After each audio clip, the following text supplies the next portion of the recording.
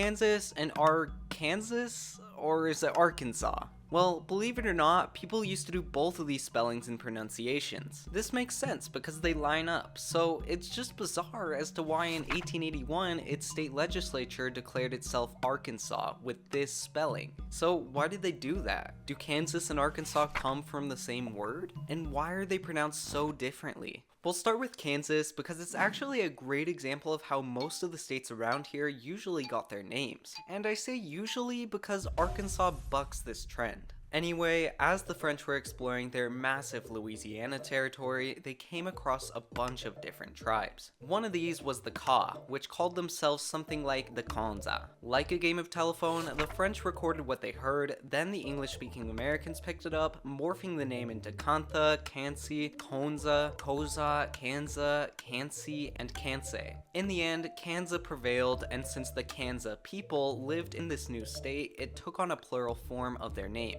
Kansas. Pretty simple. So where did Arkansas mess this up? Basically right from the start. When the French showed up to the Quapaw tribe, they heard them calling themselves something like Ugashpa.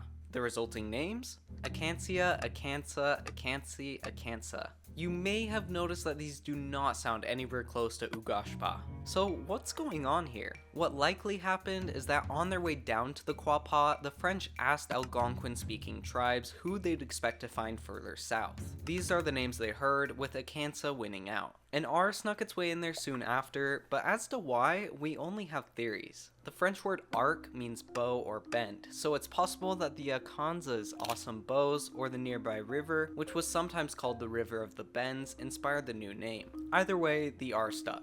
Just like Kansas, the S at the end was to make it plural. The problem was the French were the ones that pluralized it this time, making the S at the end silent. So, confusingly, when English-speaking Americans arrived, they heard Arkansas, but saw it spelled as Arkansas. This slowly gave rise to disputes on how to spell and pronounce the state's name, with the issue eventually reaching a breaking point in 1881 when its two senators fought over it. As a result, the state legislature tasked the Arkansas Historical Society to finally determine what exactly the state's name was. They had three options: spell it like the French and say it like the French, spell it like the French but say it like Kansas, or spell it and say it like Arkansas.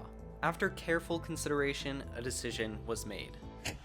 Given the early French settlement in Arkansas and the pronunciation adopted by the early American settlers, the state legislature officially declared its name Arkansas, preserving both the French spelling and pronunciation. So, in the end, language is a mess, and I guess you really can blame the French for this one. Thank you to my members and to you for watching. Have a great day.